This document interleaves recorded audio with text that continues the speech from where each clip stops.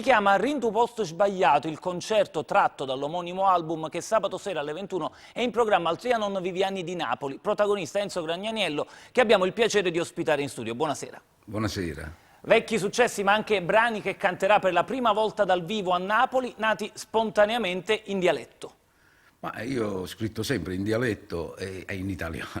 Sì, canterò in dialetto chiaramente perché è la lingua che riesce a trasformarsi in una sorta di poesia comunque, anche se si dice qualcosa di banale, diciamo. È una lingua che riesce a comunicare, musicale e poetica.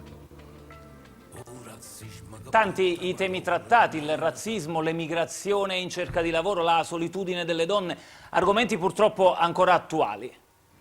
Beh, il razzismo sì, purtroppo quello non è colpa del razzista, è colpa del razzismo, che è questa larva che si annida proprio nelle persone che hanno poco spirito, persone che insomma non si sentono perseguitate dall'umanità ed è pericoloso. E poi c'è l'abbandono, questi uomini che lasciano queste donne con i figli, le lasciano con questa croce addosso, insomma, a risolvere i problemi di tutta la famiglia. Insomma, ci sono tante cose. Importante un concerto deve emozionare, perché poi quando si apre il cuore ti arrivano tutti i messaggi. Ed emozionerà sicuramente. Grazie ad Enzo Gragnaniello.